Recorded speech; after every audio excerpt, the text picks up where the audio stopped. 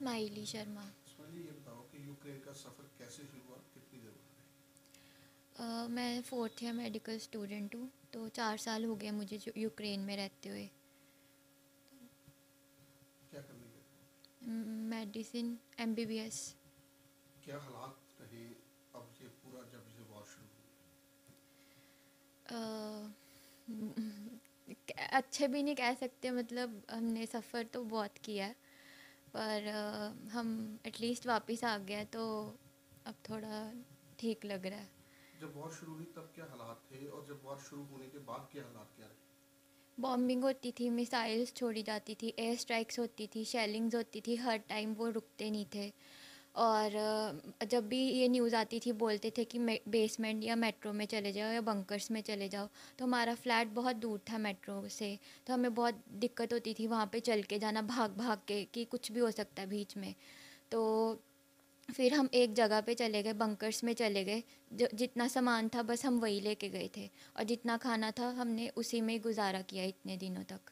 और लेकिन हमारे दोस्त थे जो एक दूसरे की हेल्प करते थे, सभी एक दूसरे को पूछते थे, कुछ भी हो, पानी हो या खाना हो। लेकिन ऐसा ऐसा प्रॉपर खाना नहीं, पर ऐसे पैक्ड फूड हम एक दूसरे को पूछ लेते थे। कौन कौन सी मुश्किल का सामना?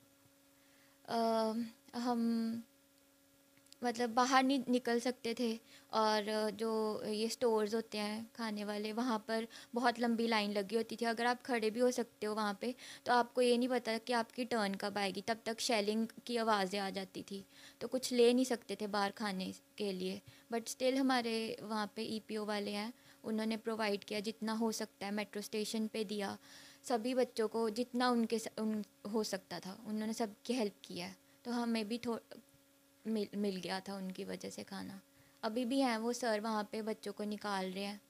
यूनिवर्सिटीज़ ने कितनी मदद की, या फिर यूक्रेन की गवर्नमेंट ने कितनी मदद यूक्रेन की गवर्नमेंट तो आई डोंट नो। यूनिवर्सिटीज़ ने बस ये बोला कि हम आपकी जैसे हेल्प, या पैसों की वजह से अगर आपको पैसे चाहिए या खाना प्रोवाइड कर सकते हैं, कोई भी आपकी नेसेसिटीज़ हैं वो हम आपको जितना हो सके हम आपको दे सकते हैं। की? ज़्यादा हेल्प किसने की? इंडियन स्टूडेंट्स से ज़्यादातर हेल्प? इंडियन स्टूडेंट्स, जो फ्रेंड्स होते हैं, जो वहाँ पे एजेंट्स हैं, उन्होंने बहुत हेल्प किया, क्योंकि हम उनके हिसाब से हम उनके बच्चे हैं। तो उन्होंने जितना हो सके हमारी हेल्प करने की कोशिश, वही हमें डायरेक्शंस देते थे कि मेट्रो के नीचे चले जाओ, नहीं तो हमें क्या पता कि मेट्रो के नीचे जाना है या बंकर्स कहाँ पे, और लोकेशन सेंड करते थे हमारे दोस्त, और न्यूज़ बताते थे कि अभी ये कविता। क्योंकि ये बताइए कि जब बेटी वहाँ पे थी तब क्या चलता? मन में यही चलता था कि बस वापस आनी चाहिए हमारा बच्चा। तो ये सोच के तो नहीं भेजा था कि वॉर में जा रहा है, एक पढ़ने के लिए जा रहा है, but there was narrow escape. वो जैसे ही वापस आया है, हम लोगों की जैसे we were full of life, quite happy to listen about when she called us that she is going to come back.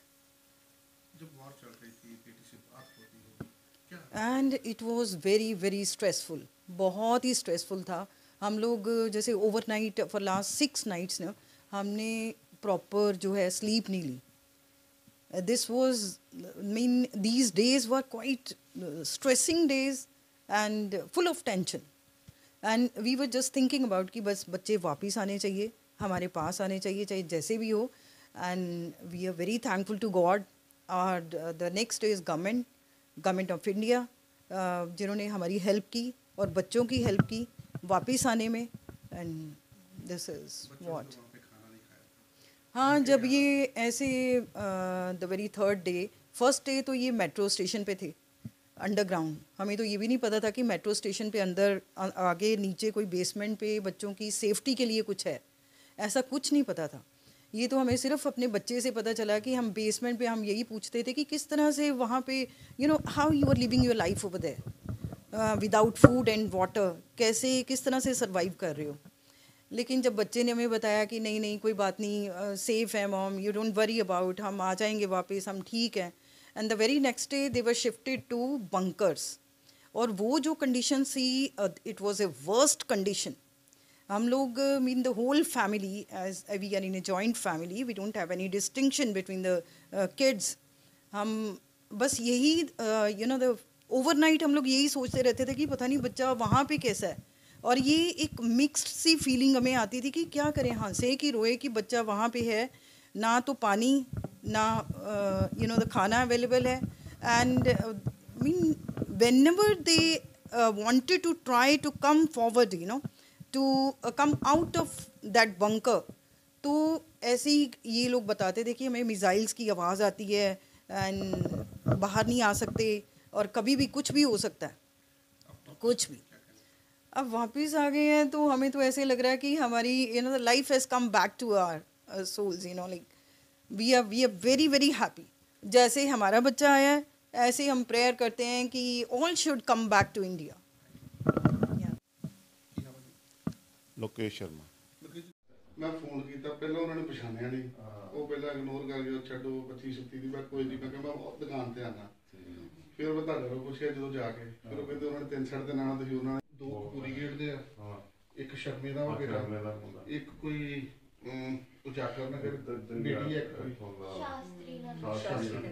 ਹੋਰ ਕੋਈ ਬੱਚਾ ਆਇਆ ਬੇਟੇ ਵਾਪਸ? ਗ੍ਰੇਟਰ ਕਲਾਸ ਉਹਨਾਂ ਫਲਾਈਟ 'ਚ ਬਿਠਾ ਕੇ ਗਏ ਇਹਨਾਂ ਨੂੰ ਆਪ. ਹਾਂ, ਉਹਦੇ ਮਿਲਣ ਵੀ ਆਏ ਹੋਣਗੇ, ਰਿਸ਼ਤਾ ਕਿਹੜਾ ਹੈ ਇਸ ਕੋ ਪਤਾ ਨਹੀਂ ਕੌਣ.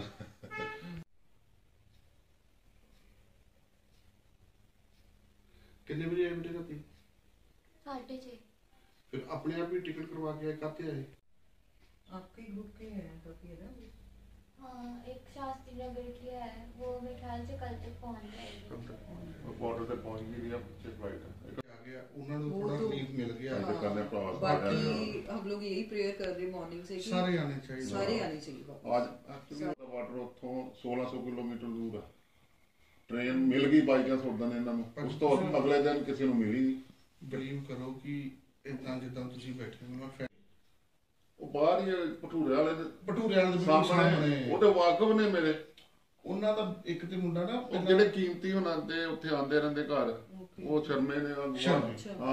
ਚਲੋ ਜੇ ਬਾਈ ਚਾਂਸ ਟਾਈਮ ਮੈਂ ਜਾਵਾਂਗਾ, ਮੈਂ ਮਿਲ ਆਵਾਂਗਾ ਉਹਨਾਂ ਨੂੰ. ਥੋੜਾ ਹੌਸਲਾ ਹੋ ਜਾਂਦਾ नहीं थोड़े बहुत है उनको, हाँ करना ही चाहिए. ਫਿਰ ਮੈਂ ਉਹਨਾਂ ਨਾਲ ਨਾ, ਮੈਂ ਤੁਹਾਨੂੰ ਦਿਖਾਣਾ ਆਪਣੀ ਫੇਸਬੁੱਕ ਜਾਵਾਂਗੇ, ਕੋਈ ਹਾਲਾਤ ਹੋਏ, ਟੀਵੀ ਲੱਗਾ ਦਾ ਵਾ, ਮੈਂ ਫਿਰ ਚੁੱਲ੍ਹਾ ਵਾਲੇ ਨੂੰ ਅੱਜ 10 ਦਿਨ ਹੋ ਗਏ ਦੇਖੀ ਜਾਂਦੇ ਟੀਵੀ. ਉਹਦੀ ਸੀ ਦੁਕਾਨ ਇਹਦੀ ਹਾਰਡਵੇਅਰ ਦੀ, ਉਹ ਜੇ ਵੀ ਉੱਥੇ ਹੀ ਹੈ, ਦਲੀਪ ਸਿੰਘ ਚੱਕੀ ਵਾਲਾ ਨਾ. ਹਾਂ,